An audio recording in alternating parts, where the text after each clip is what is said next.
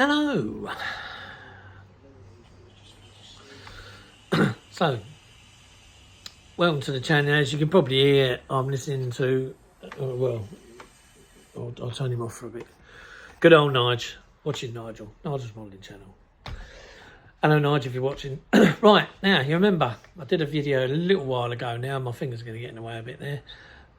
And we had some kittens. Well, all three of them are there. Whoop, there's my hand. There they are. That's, hang on. So, where are we going here? This is Fifi, Merlin, Fifi, Honey and Merlin. All three cats, all together, and a lot bigger. This one here, Fifi, she's the big fluffy cat. And then you got Honey and Merlin, who seem to be kissing each other. Yeah, there you go. Isn't that right? Hey, yeah. Well, anyway, so there's the cats, how the cats have grown up. So, yeah, as you can see, same old crap in the background. I haven't moved house yet. We're hoping to hear words soon, but as it stands at the moment, and let's just put this on here. That's it, then I can, that's better. That's it. Bit of a wobbly video, this one. So, yeah, so anyway, yeah, we haven't moved house yet. We're still stuck here in Caterham, but we are due to move soon. Yeah, so I hope all of you lot are all fine and well and, you know, happy and content in your little modelling caves at the moment, doing your modelling. I soon will be, although we have learned that the place where we're moving to did have a massive shed, but it wasn't really to my liking.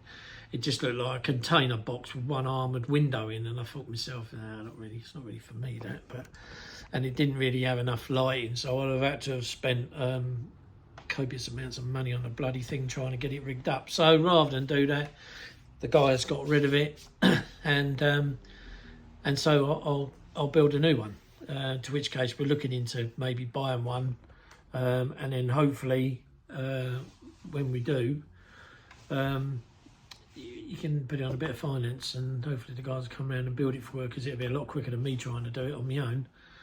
And yeah, and then I can just move straight into there, and yeah, sorted, and then crack on with some, you know, some modelling again, some decent modelling, a decent place to do it. So what have I been doing? Well, after the Apache, which was I've got to hand it, that is an amazing kit. I mean, it's let down by bad instructions, no call out on the paints, bits in the kit that aren't mentioned in the instructions, you know, like the seat belts and stuff. So yeah, but the Takom Apaches are really good. I mean, I'm, you know, keen to see what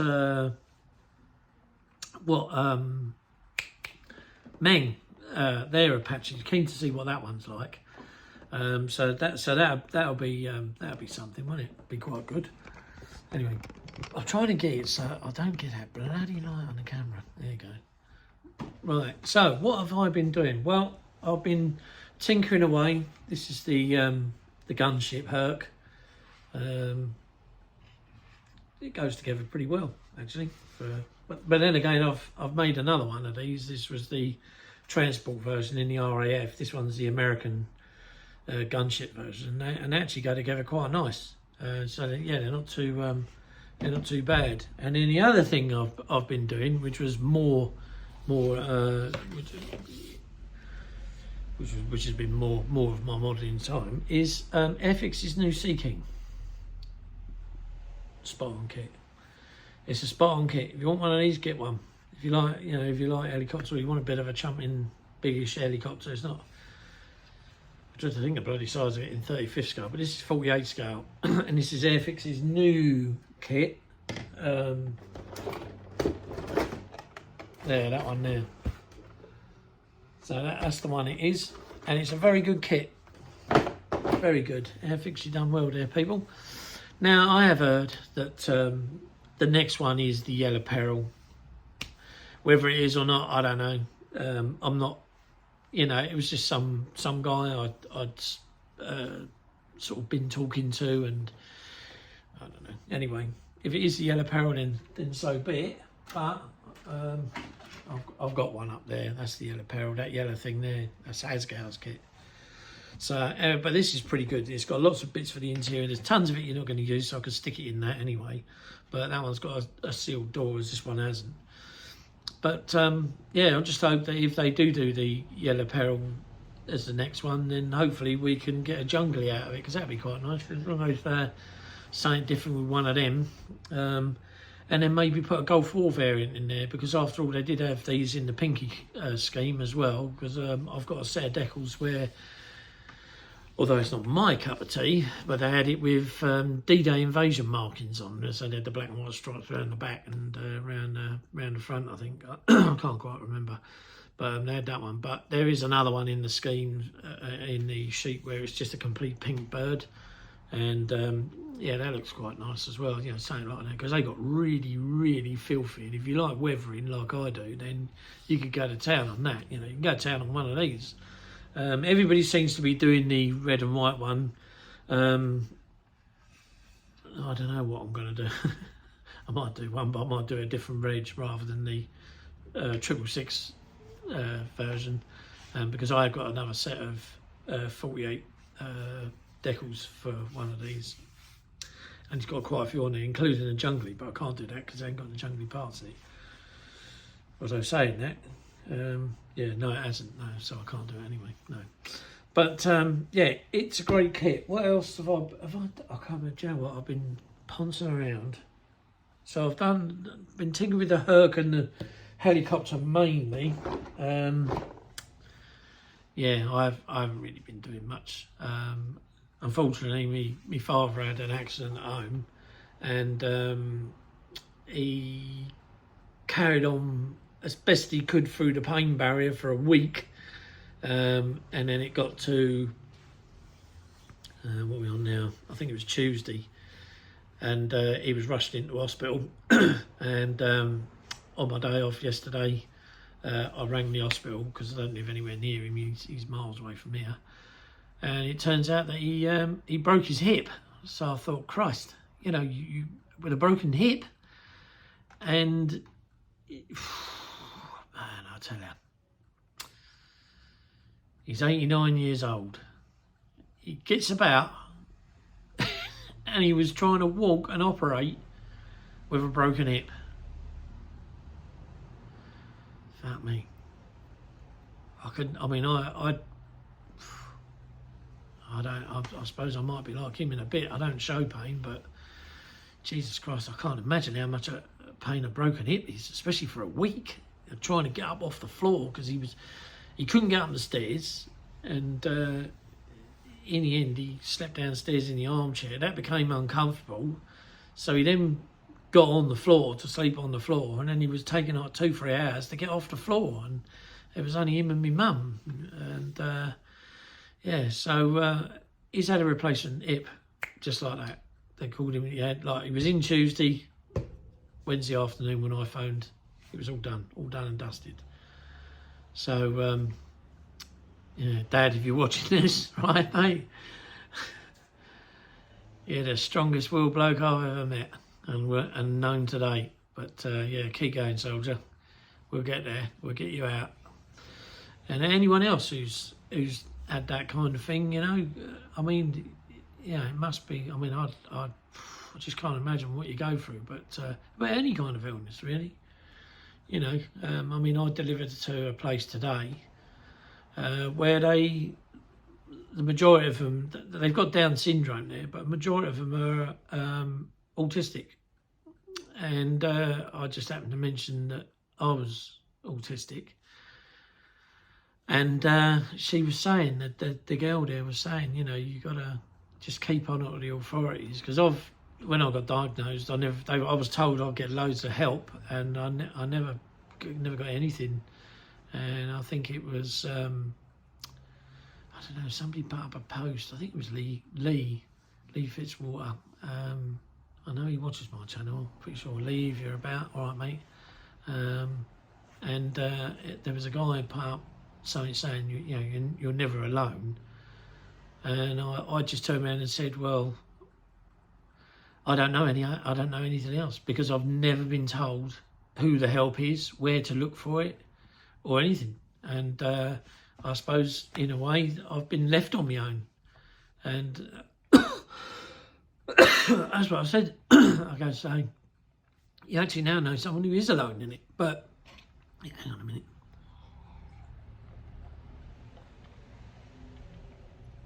But there we go. Anyway, enough of all that crap. We've got enough problems in the world without adding mine into it or whatever. Anyway, so yeah, so I did the Herc and the helicopter. I still haven't made my mind up what to do next, whether it be a Phantom or whatever. But I have got, I got word the other day that I've got the Qatar Spitfire, the one with the resin figure, Brian Lane or something, I think it is. And I got that coming to us. And it was Luke of Max Models. Luke, all right, mate, if you're watching. He was the one that said to me, you got to get it. You got to get it. It's an amazing model. I think it was him anyway. I don't know. It was who it was somebody off of Instagram, and they said, you definitely got to get that kit. And then, you know. So, the only person I've watched that's actually built the thing start to finish was Zinzan. Yeah.